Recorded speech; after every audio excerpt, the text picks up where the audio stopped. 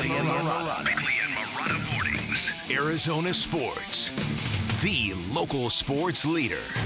Bickley Blast. James Jones has incredible staying power. He's outlasted 5 different head coaches. He's done some really good things. He's done some inexplicable things. And now it's time for him to save the Phoenix Suns. Because at this juncture, the Suns have very few chips to play. They can trade first-round draft picks in 2024 and 2031. They can explore trading Kevin Durant. They can talk Bradley Beal into waiving his no-trade clause, but the most logical, sensible route to redemption is to keep the Big Three intact for one more season.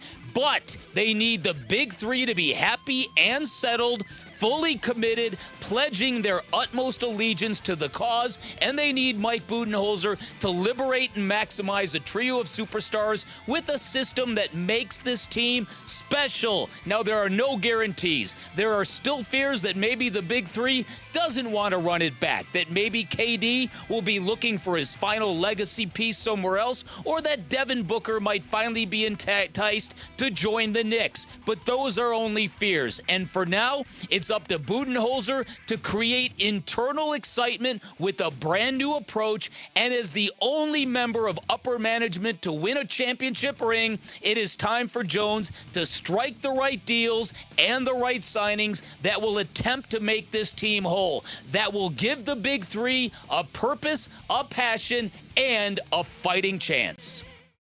Just to clear things up, they have 2 first-round picks that they can trade on draft night. That's nothing. Obviously, there's nothing to sneeze at. So I think there is this perception out there that they don't have assets, that they can't make moves right now. But they do have some salaries that are easily tradable. They have a guy like Nasir Little who you can throw in a deal, and they have 2 first-round draft picks on draft night. So I think they will be very, very aggressive between now and draft night. That's Shams Charania from The Athletic and Stadium talking about what he thinks the Suns will be up to, maybe on draft night.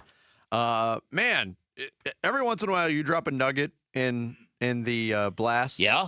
That makes me go, wait, is that real? Is that right? James Jones has outlasted 5 head coaches? No, that includes Earl Watson, who was only here for 3 games in James Jones's tenure, so that one's a little loose. But he started the season as the head coach. 5 of them, Vinny. 5 of them.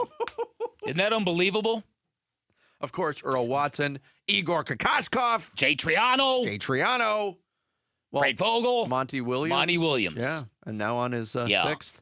And listen, this is we all know that it's an interesting soup over there with the Suns, that Matt Ishbia, that everything runs through him, that Josh Bartelstein is part of the process, that James Jones is part of the process, and there's lots of rumors, and we all assume that on some level, at some point in time, Matt Ishbia might lean on Isaiah Thomas, the Piston, for advice here and there. Okay. If you're James Jones, I think about this all the time. James Jones was so close to threading that needle and delivering a homegrown, organic, beloved championship team. 2 victories away from pulling it off, from taking something that was the laughingstock of the NBA and building it with unconventional draft picks, Cam Johnson, right? Mikal Bridges, and all of it, and then creating something that people just loved. And if that team would have done it, James Jones would have been a forever hero in Arizona. James Jones brings a really good vibe to the organization as a member, 2-time NBA champion. There's a great trust in his ability to understand what championship teams need, and yet there's also been moves that you have a hard time comprehending. The Tyrese Halliburton one is at the forefront of that. I think James Jones really has to, if he can, step to the fore here, because with all due respect to the new regime, there's more to building a team than compiling talent. Yes. You've got to know how to build a team around the talent. Absolutely. It's not fantasy basketball, as people often point out. That's right. And if there have been rookie mistakes made by Matt Ishbia, this is what people would point to. That all of this sounds good, but it's in violation of what it takes to build a winning team in the NBA. So I think that James Jones right now, I don't know what the moves are, Vinny, but I do know that as fast as chemistry can disappear, it can come back. because we know as fast as it can go the other way as well.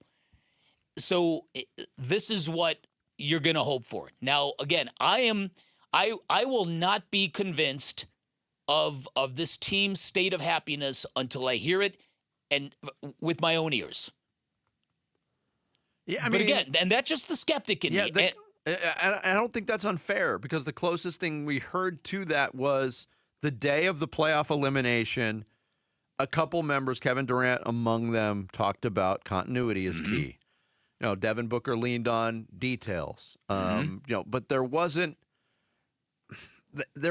this feeling of overwhelming optimism. Can't wait to get back here with these guys. Yes. The only two players that spoke the day after for exit interviews that spoke to the media were Bradley Beal and Grayson Allen.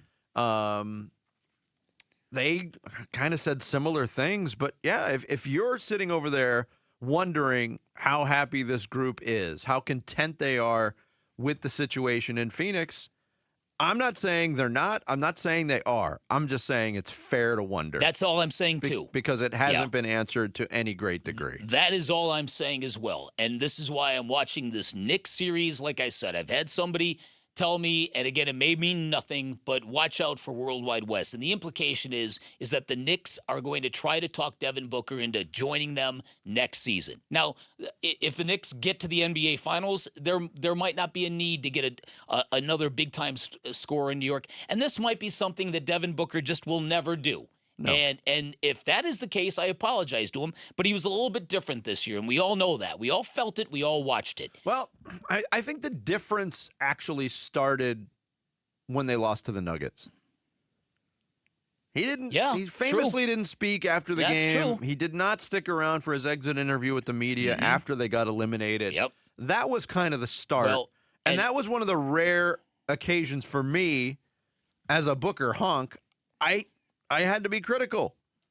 He was the leader of that team. He was the focal point of that team. He was the thread that was woven throughout the last 8 years. And he didn't speak. He didn't have a chance, or he didn't take the opportunity to speak after a frustrating exit. And it really didn't come up again at media day. No, it was very little review. It was all looking forward. Ahead. Yeah. And that's not his fault. That was the way the questions were posed to him.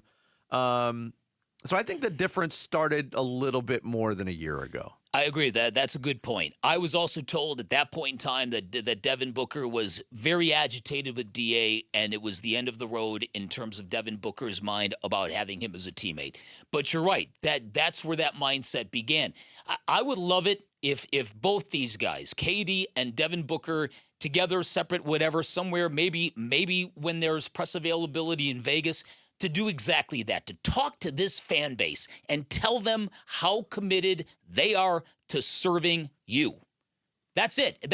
The power of that, I think, would be tremendous. I'd love for them to do that. On the flip side of it, though, is it necessary when you've got players who are under contract?